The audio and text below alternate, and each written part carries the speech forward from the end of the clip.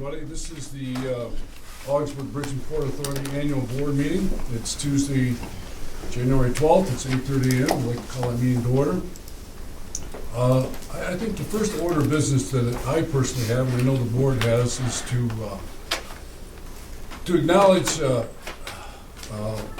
person who's worked hard here, has been here for 4 or 5 years. His dad just passed away, and I really believe that somebody of that magnitude that means a lot to our area, who's worked hard in the political arena, to betterment of mankind in our area. To Fred and his family, our condolences to you. I think as a son, whenever I think back when I lost my dad, what an honor it was to have a dad like I had, and I know you feel the same way.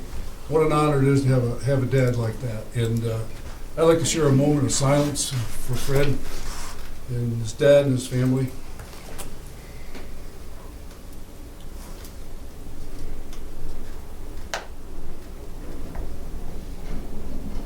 God bless.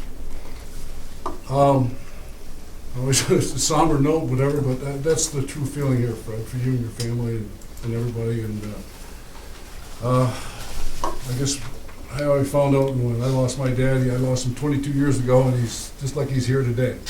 It just, your heart doesn't let go of those strong feelings, whatever. So, Fred, all our blessings to you. We have election of board officers, of officers, whatever. I talked to Mona about this and talked to each board member, whatever. Obviously, I would be honored to continue as chairperson, and I would appreciate your support again, and Mr. Loeffler, who's done a nice job as vice chair, stepping up, doing a great job, and everybody else. I know you've taken sacrifices for yourself, whatever, board members, and hopefully in a short period of time that we'll have some flexibility in our personal lives and professional lives that we can share some of the responsibilities in a different way. Mona, I guess I'll take a report from you that anything different that I don't know of, I'll allow you to make a report.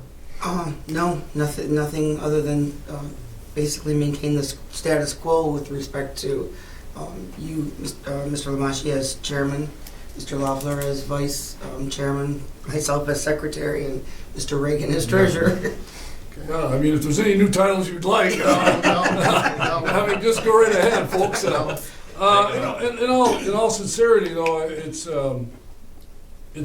interesting with four people. It's either all or nothing, and the other part is it's really very direct. You know exactly. There's not a lot of extra dialogue with 3 other board members, so it is simpler. But we still need some expertise and other new people to come on board to share ideas, thoughts, and feelings that help this organization progress further to where we need to go. So I guess I need a motion from to accept Mona's. So moved. Second. Roll call vote, just for the rule. Just one very second here. Okay, I believe we left off at Gavin last time. Mr. Lamachi? Yes. Mr. Loeffler? Yes. Ms. Breen? Yes. Mr. Reagan? Yes. Thank you, everybody.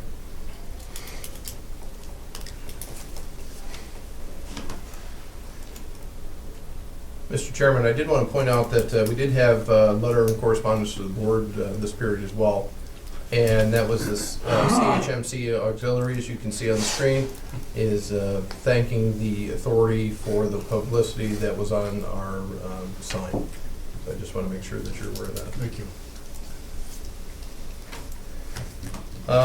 Mr. Chairman, as part of the annual process, we need to designate staff for the executive director and deputy executive director, CFO of the organization.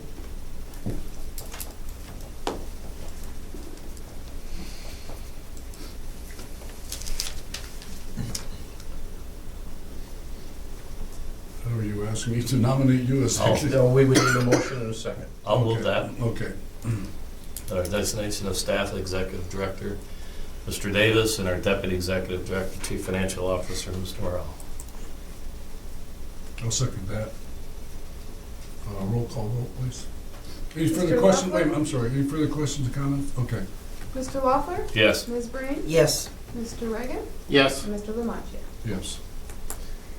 Mr. Chairman, as other appointments, this year, there are several things that we need to do for council. We need Mr. Capello, Harder, Seacrest, and Emery, Fisher, Bissett, Maldani, Hunter, Pilatus Law Firm, Gowling, LaFleur, Henderson. I also recommend that we do this as a combined resolution, appointing legal notice for the newspaper being the Watertown Daily Times, and for banks being Community Bank, NBT, M&T, Bank of America, and other full-service commercial institutions. One point, Mr. Hunter is no longer part of that law firm. He now works for the new Supreme Court Judge of St. Lawrence County. So it's Judge just, Farley. I don't know if they've changed the name of the firm yet. Okay. Yeah, It may We're have. hiring, so if Yeah. he's still on the nameplate, I guess he's still on the nameplate. But Yeah, they may change that. They probably will, more likely. Okay. It's modified on the agenda. okay. I'll move that. I'll second. Comment I have, the only comment I really have on the newspaper, whatever, I guess I'm really still discouraged. I mean, I know we're in the times that we are. Maybe it's a transition over from electronic media versus the newspaper as we understand it, but I sure would like to see the Watertown Times and the Ogdensburg Journal do a little better job in the coming year, because I think really that things that are out there for us need to be acknowledged in a way, and I'd like to see them step up to the plate, whatever. So I guess that'll be one of our personal goals, or professional goals here for this board, is that we have a little better media representation. I know we're doing our own press releases and stuff and doing a good job with that, but it's always better sometimes to hear what somebody else has to say and how they want to report it. So. I just like to echo that. I agree with you, and I said this more than once, is that when we have some, sometimes I think we sell ourselves short on that end. And I'd like to see us, and I mentioned it before, but when we get an announcement and stuff, I'd like to, see us call a press release. Get WWNY John Fry here. Get the word out that, what we're doing and different things that are happening here that are positive influence, throughout the city and the North Country. And so echoing you again, Mr. Chairman, I'd like to, see us really work a little bit harder on that this year. I have a second, right? Yeah. Roll call vote, please. Ms. Breen? Yes, Mr. Reagan? Yes. Mr. Lamache? Yes. Mr. Loeffler? Yes. I'd like to make one little comment in regards to publicity, whatever, and something we talked about is how we want to use social media. And I'm not really a big fan of Facebook and saying things, whatever, but I know it's one of the chapters of our tale that we have to try. And I said, I think I'm just going to post something, real simple last night, whatever. I don't know if any people got it or not, but I said, it's we're less than 10 months away that nonstop jet service will be coming from Ogdensburg, New York to Sanford, Orlando Airport. I had 36 hits, in less than a half an hour. And so somebody out there knows that something's going on. Now, I'm talking about people from the other side of the border and just my social media, whatever. So I know there's a network of thought processes, whatever. And, so it's like, maybe we got to rethink ourselves a little bit, and to the marketing people, whatever, say, you know what, try some new games, and just see exactly what it is out there. The question they wanted to ask me what airline it was, I said I can't respond to that. I can't respond to officially, to respond to that, whatever. They were concerned. Some people said they're concerned about, are you going to continue service to Boston? I said absolutely. And so really, people really want to know what's going on. They really want some information. So I don't really feel like I want to be the editor of the Facebook page for myself, whatever, but I just thought I'd just test the waters a little bit and see what's out there. So for everybody, that's the way to look at it. There's no reason why the authority can't have a Facebook page. I was just gonna ask, we don't have one, right? Yes, Well- Mass Video is pretty active too. Yeah, and I'm just saying, you can use that Really? Facebook page when the contacts these gentlemen already have, I and put in announcements. It's out there. The people say, well, they're self-serving. Well, the hell, they all are. You look at anybody puts out an announcement of something good, Yeah. it's always self-serving. You don't think they put out anything bad. In my opinion, the only time we ever get a reporter here is when they're trying to dig up some dirt and trying to hurt the authority. They Yeah. don't really care about the good stuff. Yeah. They don't sell papers. Exactly, good You stuff can doesn't go- sell papers. You can go to our website and just click the Facebook link. I'll have to check that out. I just think it's a good way to But get you our said- message There's out. videos on there, there's announcements, there's news articles. Well, I get John things does that, a lot you know, of that. how would I get something from you? What do you mean? Well, I sent out a Facebook to all my friends. Okay, Yeah, I we mean, don't- so I we- have 700 some odd friends, so all of a sudden, I mean, whoever they are, whatever, I don't know, people I'm, you know, out there with a lot of people, whatever, but I mean, Gavin, you know, whatever. I mean, so I post that. So you post it, and you say the same thing I said. Who would get it? Someone would have to pick up on it that goes to our Facebook page. So as a public authority, you know, we're not accepting friends and spending our all day responding to positive and negative comments. Okay, So it's set up that way. But I It think- it is present though. But I think you can subscribe, I don't think you can add your name on, but I think you can subscribe so that if you went there and subscribe, am I right? You could subscribe, because I do it for my bowling page. You could subscribe and anything news-wise would come to you, though. Yeah, when you like it and follow. Yeah, Right, I so do you that can on- follow it, but you can't necessarily You be have a to know where it friend. is Yep. first. all right, so we can't, You wouldn't be able to post back to them, you couldn't ask questions. okay. And Like I that's, put- that's explained, I would assume that we aren't gonna respond to questions, it's just an information page. Yeah, on like our I Facebook. would put it on mine, like I have like almost 1,900 friends, so I would put it on mine and then say, you know, like our page, and then my 18 or 1,900, then, Well, It's- that's the whole point Like right and there. follow. If I get 725, you got 1,900, and all of a sudden, everybody's got it. yeah, Everybody's got it. yeah, and it spreads Okay. that way. I mean, it's, Well, I have no.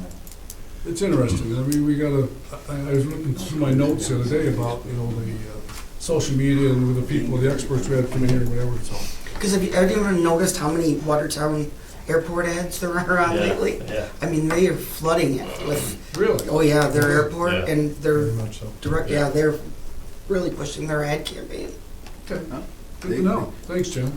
There's a new boy in town and they don't wanna get pushed out of town. Yeah. They wanna, Yeah. you know, Yeah. keep selling themselves. Mr. Chairman, on a personal level, I'm going to Orlando tomorrow, so could you speed this airport thing up a little You gotta go to Syracuse? bit? No, I'm going out of Ottawa. I'd much rather go out of here in Yeah, Ogdensburg. so avoid the wicked snow bill, yeah. Mr. Davis, any unfinished business we have? No, sir. Okay, I guess we're going to reports. Financial report? We haven't, I had any opportunity for a meeting or anything, but, so I have actually nothing to report. Okay. You wanna jump in with the Yeah, on the screen you see the P and L as of these, or year-to-date through December. We continue to be way down from budget on revenue, bridge tolls down 260, rental 217, a lot of that, or half of that's around Amex, again, because of the bridge traffic, I believe. Port operating income has taken a turn for the better, and that, of course, was the fertilizer ships mainly, was the big difference there. Port warehousing and storage income, while it's came up a lot from where it was, is still down because of the salt, there's no salt carryover to speak of. We'll get to this OMLC on the next page. So our total revenue for the year is down 700,000 from budget. Wages and salaries are down a little from budget. The OMLC expense, we'll get to that again on the next page. Legal fees are quite a bit higher than budget. We were going to have that updated, but we didn't get that updated. I will have that. The individual, where that is, but I think we know we've had a lot of things going on this year. And just a quick footnote to that, this does not reflect any legal fees associated with the ILA stipulation. There's been substantial work that's been performed that was not yet billed. Any questions on that page? Fred, I just got one on the port warehousing and storage income. Yeah. Will we see a little bit more increase in that Yes, we will. with some of the stuff that we're storing down there in the warehouses? Yes, the new contracts call for a nickel a day per ton. So that's a different way of doing business than we've done in the past. Mhm. So we will get, we'll see that improve Okay. in the next 3 months. All right. Fred, what would the income from the construction projects be? This is when our people perform in as help, like at the airport or anywhere like that. And we assign the cost of those people. We don't take it away from there. Yeah, okay. They're still down here in wages, but then we put it here. Oh, okay. That's our contribution, our labor contributions to the capital project. Great, thank you. The next page is the OMLC report. This is revenue that has came about as a result of their activities, and I do have to do some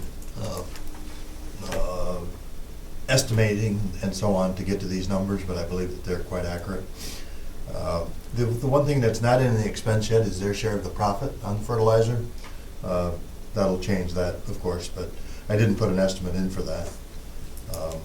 But that's where they stand. So if you went back to that other page where we expected 420,000 in revenue, we've got 300, and we expected 310 in expense, and we've got 175.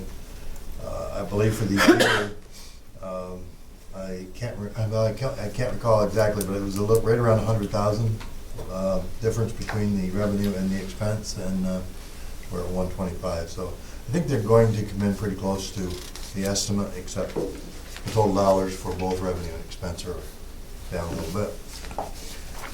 The next one is the bridge traffic. Autos continued to be down 20%, 20.77%. Trucks were up just a little bit, just about flat. 18.7% down for total crossings, down 19.5% for the year. I think we'll see a difference in the next 3 months because the first 3 months of 2015 were down significantly. I think January 2015, which would be in that second column, was 38 something. And also, we're getting tremendous traffic because of the Powerball. So as long as that doesn't win, traffic will continue to improve. So I'd prefer to win and make a donation. Yeah. Yeah, I'll right. second that. Any questions on the bridge traffic? no, and something I just to note, on Friday I had to go to Lowville and I ended up going via Alex Bay. I had to go to Watertown as well. The trucks were, and it was strictly trucks, were lined up on the Thousand Islands Bridge all the way past the exit for 12. Oh my gosh. I don't know if they had an accident or what, but it just amazed me. I mean, they were just bumper to bumper to go over the border. And So I don't they're know. waiting. Yes. One thing that we have just done is signed up for some customer service training for our toll collectors. I think that is needed and may even help. The next one is the airport activity report. Cape Air was reported that they had 66 more passengers this December than the December before. And our fuel sales were up significantly over last year. I believe it has a lot to do with the mild weather in December this year compared to the year before. But there has to be more factors than just that. But anyway, the fuel was up significantly from the year before. And then, was there any question on that one? Is our profit the same on the fuel sales when the price goes down? Is it, I mean, do we, is it changing or? We've been able to maintain a good profit there. Okay. But again, it's percentages, so a percentage of a smaller number is less Yeah, dollars. well, yeah, but- I can understand that. Yeah. So, okay. But we've been able to maintain our profit margins. Yes. Credit debit card went along at about the same pace, almost 11,000 though for December. using the chip card readers now, and they seem to be working well after a few hiccups when we first went to them in October.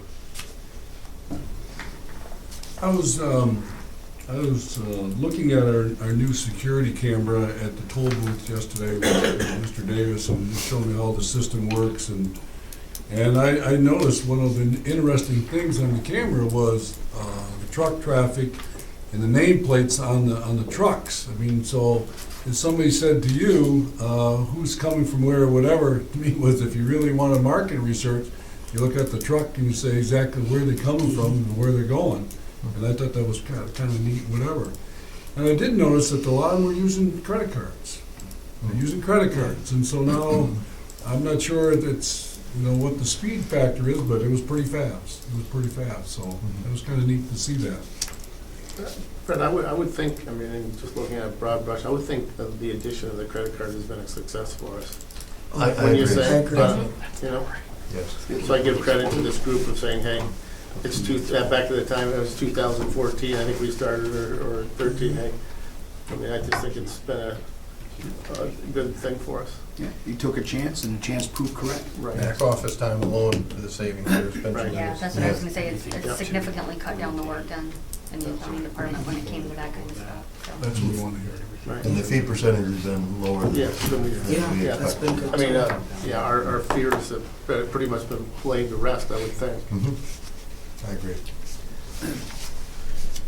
Well, that's the future of travel. Credit cards, sooner or later, they're gonna want a system where they can go through and not have to, it automatically gets tagged like they do on the thruway. It's coming, it's just a question of when.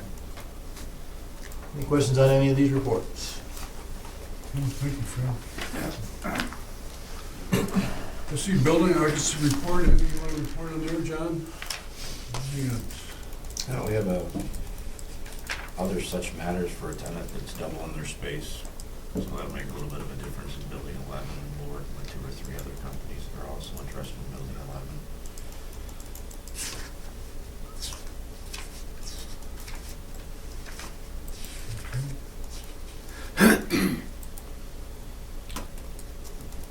Where are we here? Business items? Okay, we guess we're ready for general administration.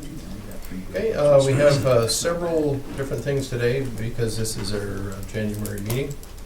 The first up is the A1's approval of state mandated officer appointments. We have to do a variety of things, including appointing the contracting officer, the domestic violence prevention officer, the internal control officer, the MWBE officer, the ethics officer, and the data coordinator, as stated before you. Speak for the next 2016 calendar year. Any changes in that way at all? No. It's been the same in the past. Yes. I'll move that. I'll second. Any questions, comments? Anything you want to add to that, Wade, or something that we need to know? It's just routine annual. Okay. All in favor? Aye. Another one of the housekeeping items is agenda item A2. This is standard workday and reporting requirement. Per regulation, the state controller requires public authorities to file a standard workday and reporting form to the office of the state controller on an annual basis. This states that all officials of the Bridge and Port Authority will be reported as working 8 hours per day, 40 hours per week for a 5-day work week.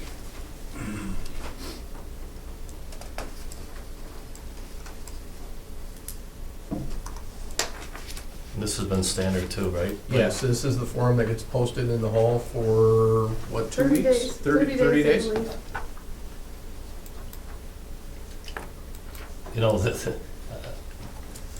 it's too bad. I'd like to see something in there whereas all you people sitting on the other side of the table that come in on weekends and, stay extra hours and stuff, I wish that could be recorded in here and say, it's above and beyond 40 hours, but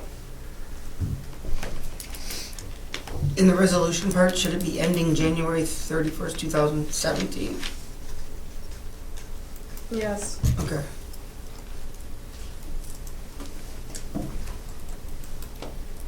Well, you know what? I don't believe so, because I think we're reporting on the previous year. Oh, okay. Sorry. but I will double check that. I'll move that. We move that, did we? Not yet, we haven't. I'll move it. I'll second.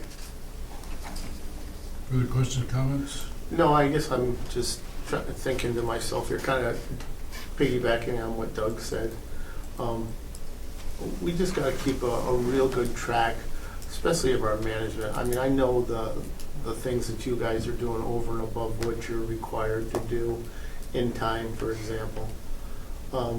We gotta make sure that we know that, and not just us here, that everybody knows that, what's going on, because, hey, in my world, you know, I mean, people know that, and it's, you know, that reflects in different ways, you know, maybe in evaluations and things like that, when we're coming talking to salaries and all those other things.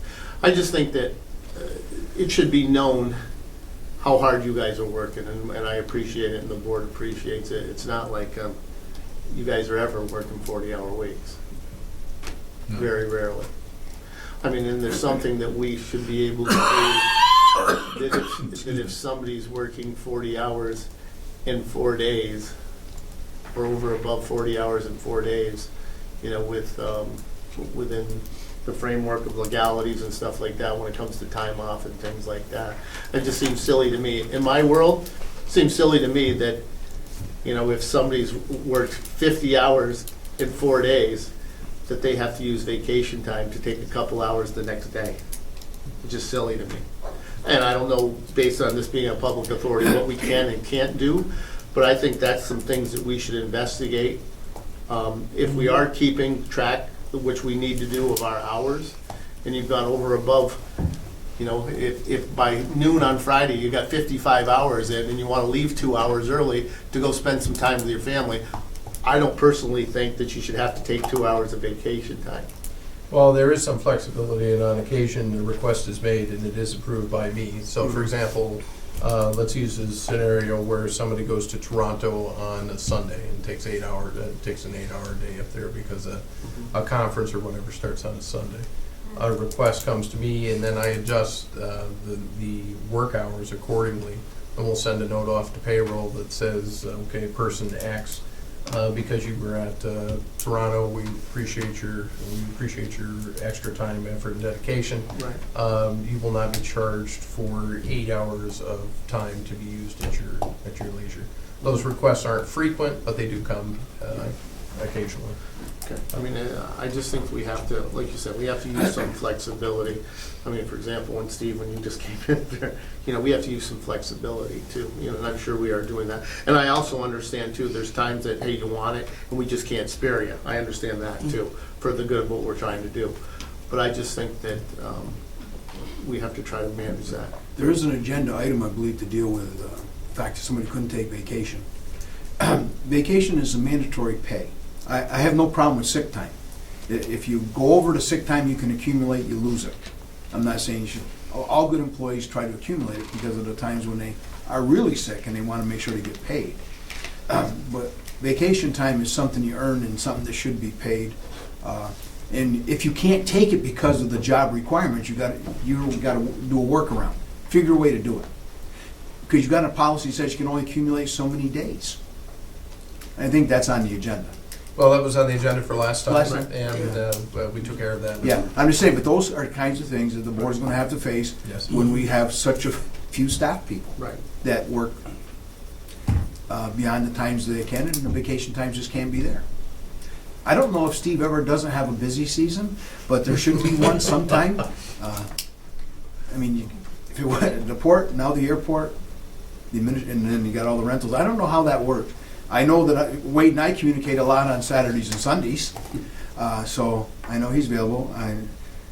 Fred, not so much. I only hear from Fred when we've got an issue we got to answer right away, but hopefully not very often.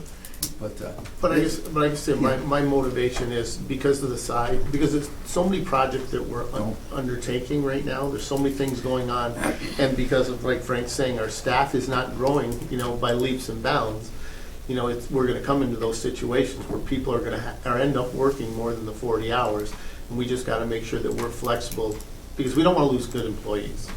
Bottom line. Well, and your business model's changing, and we're trying to understand what our staff do and what we need to do.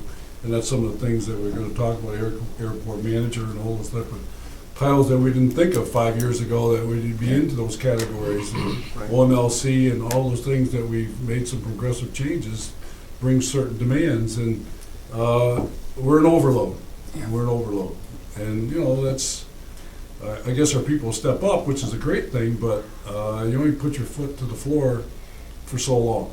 And that's, There is a rule that should be imposed that says, at some point, regardless of what's going on, everybody should take a vacation, period. Even if it's only a week without, and not a week that you come in every other day, but a week that you just stay away.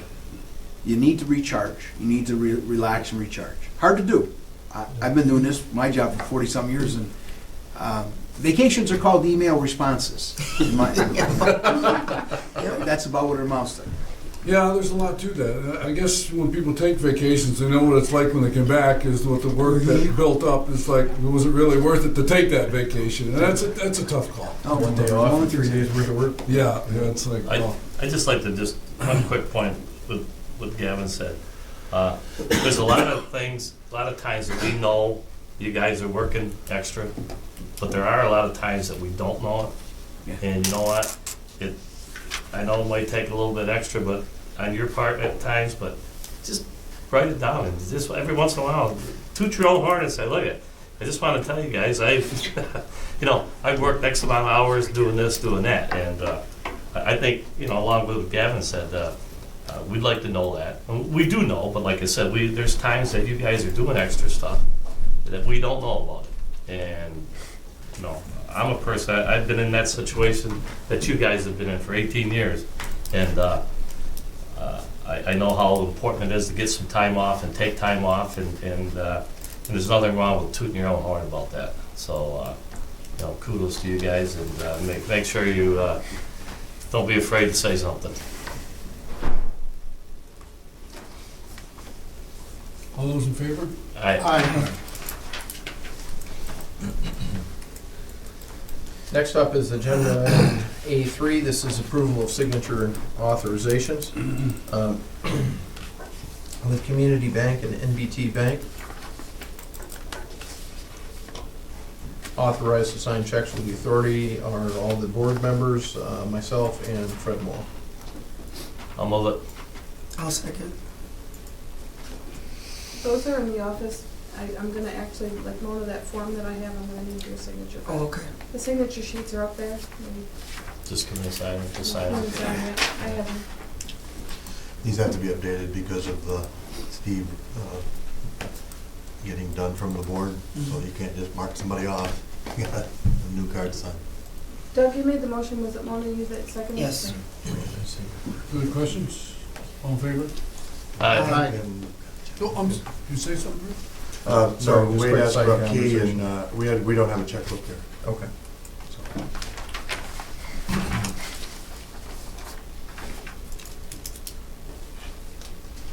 All set to move on? Yes. Next item up is the stipulation agreement of settlement with the ILA. You recall that there was a grievance filed October 16, 2014 by the ILA regarding the Health and Welfare Benefit Fund.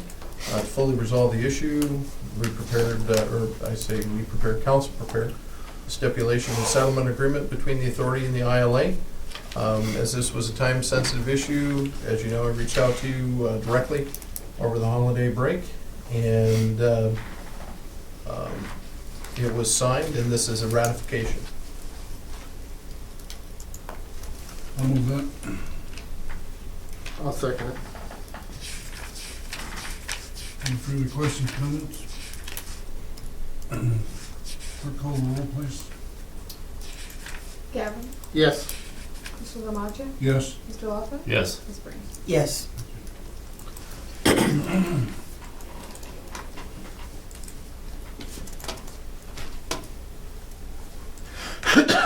Next up is A5. Supplemental agreement with Greenman Peterson.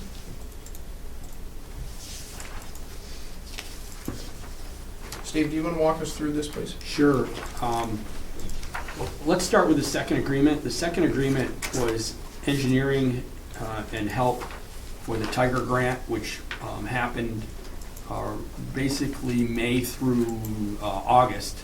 And what they did is they put together some cost estimates and proper information so that we worked with, I don't know who we worked with, Wade, but we supplied that information for that that grant. Only 27,000 was used in that, and what we found was that both of those agreements ended December 31st. Well, the intention might be that there might be some other things that we need to tweak later on, so we just wanted to leave that open. So we asked that we could leave that open for another year. We may not spend that, but generally things come up in the year that we need funding to help us out with grants and things like that. So Wade and I decided we'd like to keep that open for another year. Along with that, at that time, Wade requested that we update. Greenman Peterson originally did the entire plans for the bridge back in 2009, I believe, Wade. Yes. And that was at a cost of 400-something thousand. Those are all done, and we will have this. Well, what we needed was, with some opportunities, funding opportunities, we want to submit up to date if anything's changed. So we requested they give us a quote to update those, and those had been approved by the board. What happened was I got busy with the Tiger grant, and basically they just sat on the bench waiting for me to say, go ahead. I said, let's get the Tiger grant done. They did that, we're all set, and honestly, with everything going on, I just never got back to them. And I assumed they were working on it, but I do recall a conversation where I said, just hold off until the Tiger grant work. And they said, fine, our workload, we can handle that at any time. Well, 3 months go by, it's the end of the year, and they asked us, are we gonna stop that, or did we wanna, and we had every intent of going through and updating that. So rather than that ending December 31st of 2015, we want to keep going with that. So we're asking that those two agreements just really get pushed out another year for that. So again, just to add to that, why that's important, we've used this already for the Tiger application, we've used it for the EB5 application. Having the plans done gives us additional credit, if you will, in the evaluation process, because it's a real project, the engineering plans are all up to date.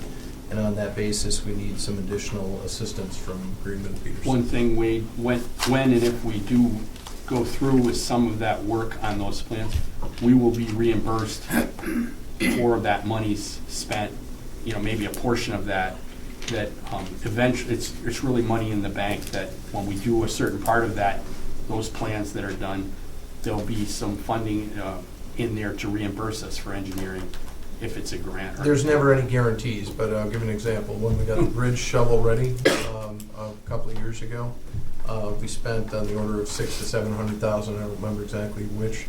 DOT covered that as part of the bridge project that we did back in 2011, 2012, because the plans were necessary to the project. So while there are no guarantees, and need to be absolutely crystal clear with that, it has been past practice that these things get reimbursed. But the good thing about that plan is it doesn't have to be started from scratch. It needs to be updated if we ever get a chance at more money. Exactly. So it was a lot of money at the time. There was a lot of hard swallowing at the board when we went after that stimulus money, and none of us were aware of the fact that it wasn't going to come north of the Albany-Buffalo line, the thruway, I guess. But in the long run, I think it'll serve us well. And we didn't know we were getting reimbursed either. I don't think at the time we did it. No, we did not. We weren't sure. Well, I remember that term shovel ready. There's no shovels on the bridge, but it's an interesting thing is being shovel ready is one of the things that somebody doesn't qualify, they can look at you and say, you qualify, you're ready. And I think that's what the thing was, actually the 2011-13 program was, we were ready. We put the money out there. Yes. Right, and then with all these grants, certain people see those drawings already, they're familiar with them, so it isn't a matter of they're seeing something new, they've seen it, they know it's solid and things like that. So you get a lot of credibility with those people involved that are still either with DOT or the federal highway program. Well, I think for us, to remain consistent that we are not just trying to hit something one year and then give up, whatever it want to be, is to stay determined. We understand that there's this issue here, and then we have to do something about it. And it's like, piece it together best we can, but maintaining the integrity of that bridge is important. And so. Well, it's a difference in the grant application of saying, I have an idea, versus I have an idea and a plan on how to execute it. That's a very good comment, very good comment. And that's really its value.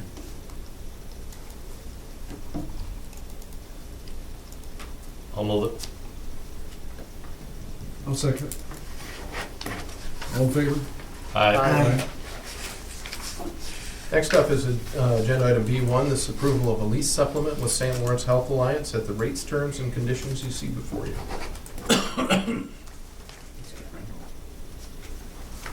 Is this the increase, John, that you were talking about?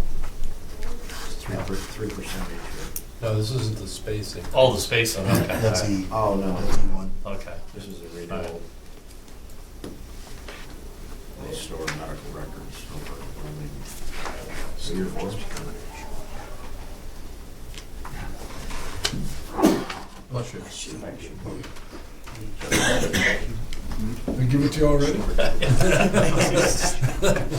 Hey, don't go down. So I want the sneeze guard. Maybe stay away from it. Don't go down. They say it's not contagious, but I guess that's not true. We have a second? What do we do here? I'll move it. Well, I don't know if we have a motion yet. I'll move it. I'll second. Further questions, comments? All in favor? Aye. Health Alliance, B1. Oh, all right, can you do those again, please? I apologize, I'm trying to catch up here. So, I made the motion. Gavin made the motion, and Mona, you I seconded? second, yeah. Okay, Yes. thank you. B2 is a rejection of bids. This was for rooftop units over in the industrial park for the third industrial building. This is for the area where NEC Logistics is located. The bid results on this, there were only 2 bidders. They were extremely expensive, and as a result, we're recommending rejecting the bids, and we'll pursue it through the state contract. I'll move it. I'll second. Steve, you made that call, Steve? Excuse me? Explain that a little bit to us. What happened was there's a lot more structural work to be done in the roof. There's bar joists instead of structural steel. And to support the unit that we had in mind required really a lot more. What it did is, instead of just one heating and ventilating contractor, you had to have a roofing contractor, you had to have a crane. And what was happening, just from my explanation, that was given to me, was that we had, everybody was taking a little bit of the pie. So it just started adding up. And you know, like if our staff could do that, and that's how I figured it, is just how hard, but I didn't realize how much profit people were putting in. There was only 2 bidders. We don't know whether they just said, well, we've got a lot of work, we're just gonna throw a number at it. You know, sometimes they're at the high end and we accept it, but this one was just, it was way beyond what we had anticipated. So we're basically gonna use, we have the unit already, it's already been purchased. We may bring it, instead of on the roof, to avoid all that, we may bring it to the side, set up a pad, and then just basically pay somebody to install it on the pad that we put up, run the duct in there, and then we'll go with the ductwork drawings that were done for us. So we kind of hope to drop that by at least a third to a half of what's on there. So we didn't feel right going through with that. That sounds like a smart way of doing it anyway. Yeah. Well, generally, just to be honest with you, everything over there has been rooftop. And we didn't really think that way at first, but then when we got looking at it and for what they want, it would take care of the whole space for where we're planning on locating that. Would that be a smart way when we start replacing these systems to go that way? Or is it just because? No, because the existing ductwork, Each one's different? this building had no rooftop. It was all ceiling hung units, so it had Okay. no air conditioning, so there's no ductwork in place. If you run into a space like that, yes, but when you have that existing ductwork there and you also have the roof penetrations, you're just Yeah. smarter just to pop that off and Pop put it it off, back on, okay. so you don't get into. But if you're gonna add add system, put it on the ground. Yeah, and the one advantage you get in, usually HVAC units go in really cold weather or really bad weather. The safety end of it, if they're down on the ground, you don't have to worry about a ladder or being up on a roof. But usually when we're checking problems with those units, it's bad weather and it's just not fun. Probably the best part, I mean, if you're doing AC in the heat, that's not too bad, but generally with wind or rain or really cold temperatures, you're always up on a roof and you can damage it and things like that, so that might be something to look at. Kinda like it's getting on its side, right? You know, right now. Well, When the guy's up on the roof getting Nah, blown yeah. off. They do the John Belushi ladder Yeah. thing. The ladder goes back and they're balancing. Yeah. So on that basis, we're recommending the rejection of all bids. Well, I'll tell you what, to me is, and this is for you, Steve, is I thank you for really acknowledging and understanding that something's wrong here and make a change. It'd be very easy to sell us on this, all right? Here's the bid, let's take it, let's move on, and away we go. And I really appreciate you saying and evaluating this and saying this is the wrong way. No, This is, and, right? and my people, we did the same thing when we went back and looked at it after the numbers. We kind of felt like a little sheepish in that this was a good solution where we're going toward now. We kind of, you get set in a certain mindset of how you do things. So we really didn't question, we're going to go up on the roof and put a brace around there like we always do. And that kind of thinking, we didn't bring that thinking to it. So Good. at least, we'll admit that, we didn't think far enough around the whole thing to get to where we're trying to go now. Good, I appreciate that, Yep. really do. One additional thing on a procedural note, I believe the tenant is also paying for this, installed since day one of the lease, so a procedural note to accounting, we'll need to go back and do an adjustment and issue credit. Good. Well, it works both ways, shows that you're looking out for your client. If we made a bidder. I'll make a motion. Motion, Yep. Right. Didn't we already? Yeah, it's already Oh, there. yeah, yeah, we did. okay. All in favor? Aye. Aye. Thank you, again, Steve. Next item up is rejection of the bids for the grading bins.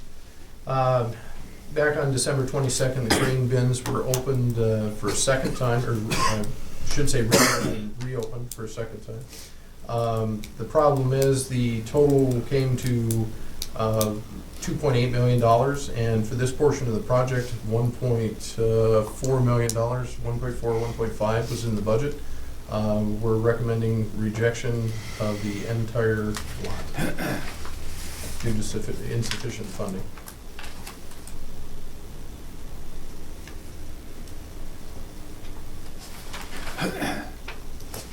I'd like to, I guess I'm somewhat frustrated with the idea that I think this is an important element of our operation to have something like this, a grain bin system, whatever, for the future, whatever. We have MLC here, whatever. And I think for them that it gives us a different bargaining thing, whatever, or I say marketing approach to potential clients, that you have a system that's a little more cost effective, but I know we can't get there yet, and I guess that's what's kind of frustrating is I think for growth, we want to get there, but when the costs are what they are, we just can't do it at this point in time. What do you recommend for the future in regards to this? Are we going to discuss this with MLC or anybody else to see what, if Cardinals, anybody else is interested to, I don't know. I mean, at this point in time, obviously we can't afford this. There are elements to this I'd be happy to discuss in an executive session. One of the things that publicly are driving up the cost of this is it has to be built in New York State Industrial Code. It has to be built with all the requirements that the authorities do things with. The farmer could build this in his field for $800,000. That's not meant to be a comment on the regulation one way or the other, but it's a combination of who we are and where it is that's driving the cost. Do we still have grant money for this? There is no grant money for this. There's a $225,000 reimbursable grant Okay. portion, Okay. which we are working to get reprogrammed to other elements within the port Okay, all right. Thank you. segment of the business. So what you're saying is if a private enterprise or a farmer built this to the same specs, whatever, it'd be $600,000, $800,000 cheaper than the specifications that we have to follow? Yes, sir. There's a lot more safety regulations because of authority than a farmer would have to put in. I mean, those guys, they just put it up and they use it and they run the risk. We are not allowed to do that with employees. You can't run a risk. And I'll admit, and I think Wade's correct, and I'll say this, I think that the hourly cost that the contractors have to pay to do the construction is based upon a set of circumstances that are in our Constitution and in the labor law, and that's what we have to pay, period. And that does drive up the cost. So I'll give an example. In the hard number we have from a private firm to install these as if we were a private entity, for 4 grain bins, the total cost is $1.5 million. Our base bid, which was only for 2 of these grain bins, came in at $1.4 million.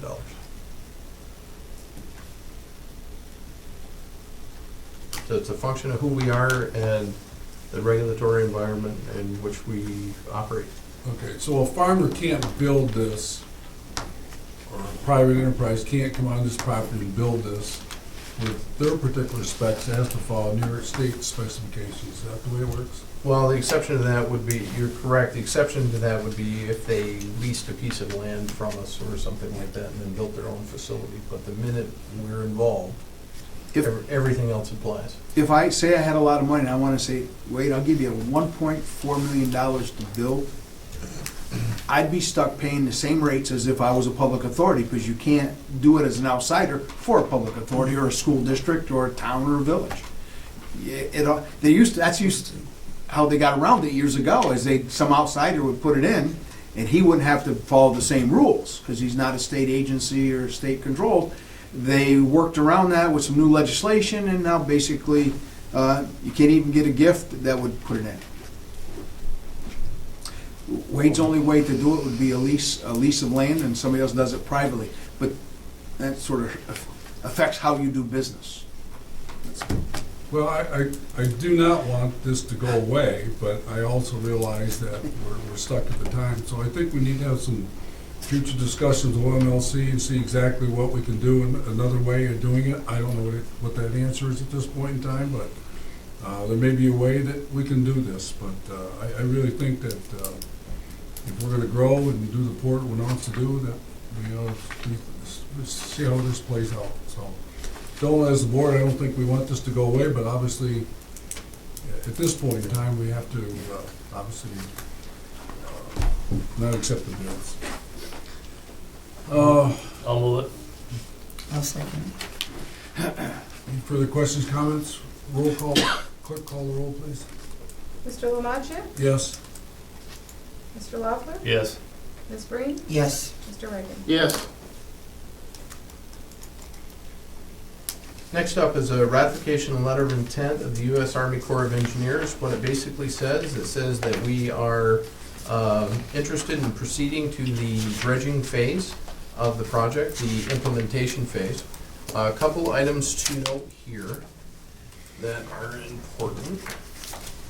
The way the Army Corps of Engineers does math is unique. So what's happened on paper The trench portion, or the deepening portion of the project, has gone from 3.5 million up to $6 million, big picture. And where that came from, there's a couple things I received in writing from the Corps based on that. I wanted to know what changed from the original $3.5 million estimate. The first question I asked is there still the $1 to $2 million savings when you combine the deepening and the dock wall? And the answer to that question is yes. The second question was, what's driving it? Well, there's more rock than till that's coming out, that's driving the cost. Army Corps also commented that blasting operations will be a key aspect of the work that drove some of the costs higher, 33 to 45% as opposed to about 25%, which was in the original 3.5 million estimate. And their number also includes the 600 to 800,000 estimated costs that have already been paid for during the feasibility study of the project. Because the Army Corps, let's step back to something that you're familiar with. When we have a normal project, we'll do a conceptual design, we'll pay an engineer $5,000 to $7,000, get a rough drawing. Then we'll shop it to grant folks. Then we will, if they're serious, we'll design it and go to full design, and then we've got the plans and everything. Then we'll do the construction, then we'll do the construction inspection. Army Corps of Engineers names it, does the same thing, they name the projects a little bit differently. The conceptual design and preliminary design is called the Section 107 deepening study. When they move to the design, to the construction and implementation phase, they call it implementation. And that is this new dollar amount of $6 million that you see in the letter there. So I hope that helps to provide some context, and I'd be happy to answer any additional questions that you have. Just as another point of note, we do have the $200,000 match from the Senator's office still for the match on the core project. And we still have the documents that have been executed for the $10 million on the dock wall extension. And we have an RFP that will be going on the street fairly soon to find an engineer for both projects. Did I miss anything, Steve? No. What if? What if? The $10 million from the state is there, and we don't have the money from the federal government, whatever. What is procedure we do next? Procedurally, we need to get the state and the federal government operating on the same timeline. So that's coordination between our federal officials and our state officials to make things happen. Procedurally, what happened, the Army Corps project was moving along substantially ahead of schedule. We thought we'd get money years later for the state portion of the dock wall. We got it immediately. So the projects leapfrogged each other, and now the federal one's behind and Right. the state one's ahead. So now we're pushing hard on the federal side to get them back up to speed. So this is workable. It has challenges. Challenges with workability, okay. Okay. Nothing we do here is easy. No, I know. Well, I think obviously this is a tremendous project with huge costs, but also in the future of the economics and how the port runs, it has a dynamic effect on what it means to us for the future. So obviously we need to make this happen. So. And we are in touch with our state and particularly our federal officials on this because they've got a heavy lift that's coming as well.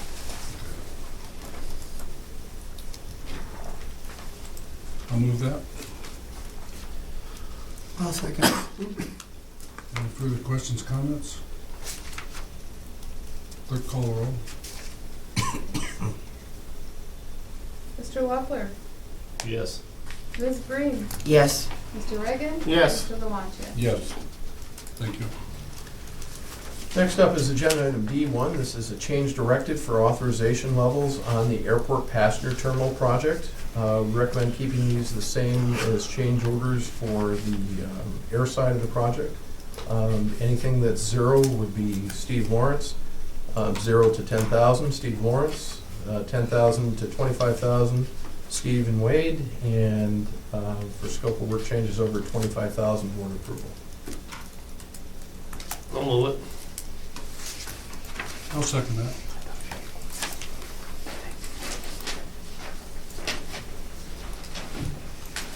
Any further questions or comments? Quick call the roll. Ms. Breen? Yes. Mr. Reagan? Yes. Mr. Lamacha? Yes, Mr. Loeffler? Yes. passes. Thank you. Okay, agenda item D2 is ratification of easement. You recall back on October 7th, 2015, when I brought forth a resolution requesting authority to negotiate these easements and sign these easements with a corresponding ratification by the board when they were complete. One of these agreements is complete.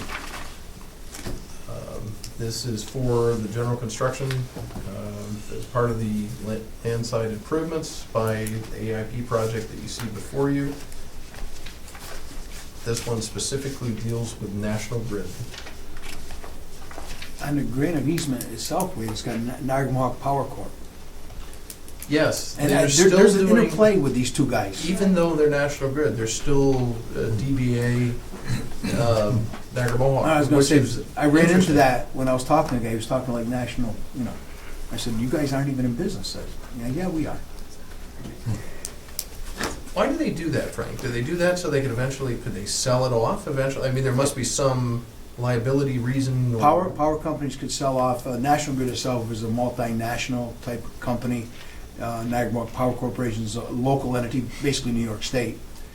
Say New York Electric and Gas from over Plattsburgh area decided they wanted to buy this territory, they'd spin it off and it'd be called, they'd start first by selling Niagara Power Corp, and then they might change it to something else, the name later. Okay. It's just identity. And the easement for the St. Lawrence gas, that was for the relocation? Yes, it is. That's for the right-of-way and easement on the strip of land from basically across the airport property. Okay. I'll move that. I'll second it. Further questions, comments? Clerk, call the roll. Mr. Reagan? Yes. Mr. Lamacha? Yes. Mr. Loeffler? Yes. Ms. Breen? Yes. Missed it. Item D3 is approval of a transfer and storage agreement with Frank Richardson for hangar space at the Ogdensburg International Airport at the rate, terms, and conditions you see before you.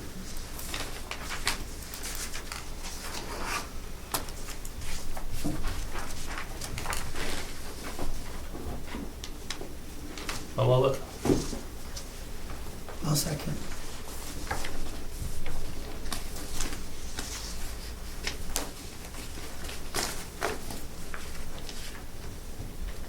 All in favor? Aye.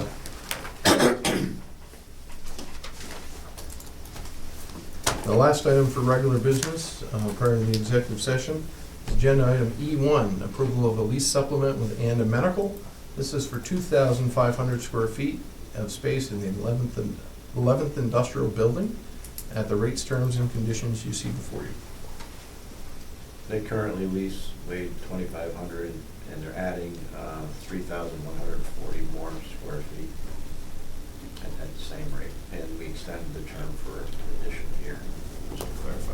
Thank you. I apologize for doing two things at once and doing neither of them well. Thanks. I'll make that motion. I'll second.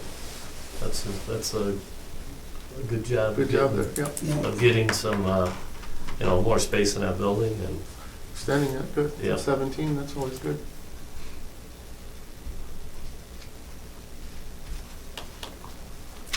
Any questions, comments?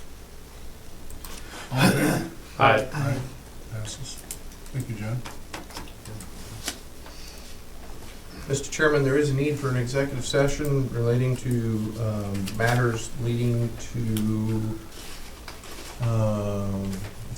matters leading to litigation and confidential information regarding business at the Port of Ogdensburg. I'll move it. Will we have to come back to regular session? Any action out of that? Depends on the pleasure of the board. Oh, I'll second that. okay. All in favor? I, Wait, did you guys do the board?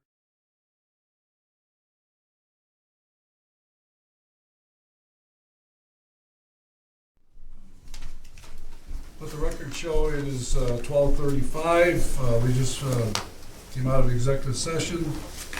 And Wade, you want to take us to a couple of agenda items here? Mr. Chairman, there's there are two results from the executive session. One is agenda item E2, other such matters. Matters resolving resolution authorizing legal representation of the executive director with respect to an interview requested by New York State Office of the Inspector General. For good order, I'll read the resolution into the record. New York State Office of the Inspector General has requested an opportunity to interview the authority's executive director, and the executive director is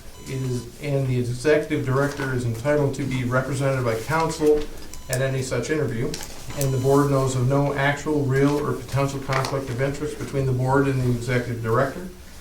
And the board knows of no reason why the Volatus Law Firm PC should not or cannot continue to represent the executive director, and knows of no reason why the authority should not or cannot retain separate counsel for the Ogdensburg Bridge and Port Authority Board with respect to these matters. And it is in the best interest of the Ogdensburg Bridge and Port Authority that any investigation by the Office of the Inspector General be concluded as soon as possible. The resolution states as follows. There is on your page there. I'll move that. I'll second that. Any discussion? I think the discussion I would make, and there's two, going to be another resolution to follow this, is the fact that we need to resolve this problem situation in the best way possible, and it's an advice that we have here is this is to separate our legal counsel so that we can proceed in a more efficient manner. And so I think that's what we're really looking here to resolve. I'd like to thank Mr. Murphy for his recommendation to do this and whatever, to move forward in that manner, and we'll go from there. Any other further comments in regards to that? Okay. Clerk, call the roll, please. Mr. Lamaccia? Yes. Mr. Loeffler? Yes. Ms. Green? yes, Mr. Reagan? Yes. That resolution passes. The next item is agenda item E3, other such matters, resolution authorizing legal representation for each of the individual members of the Ogdensburg Bridge and Port Authority Board with respect to interviews requested by the New York State Office of the Inspector General. Just to read the report for the record, New York State Office of the Inspector General has requested an opportunity to interview each member of the Ogdensburg Bridge and Port Authority Board.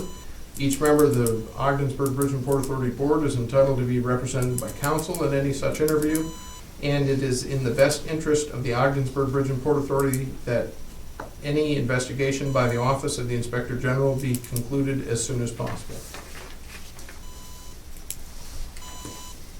I'll move that. I'll second. Second. I would continue my comments in regards to that we'd like to resolve this problem as quickly and easily as possible. We're open for any discussion, whatever, and we'll go from there. And obviously, it's a very serious matter that we take serious, and we want the best judgment to be done and over with. We need to do business, and this is holding us back. Clerk, call the roll, please. Mr. Loeffler? Yes. Ms. Green? yes. Mr. Reagan? Yes. And Mr. Lamaccia? Yes. Does that conclude this meeting? Yes, it does, Mr. Chairman. There's no further business for the Ogdensburg Bridge and Port Authority. Okay.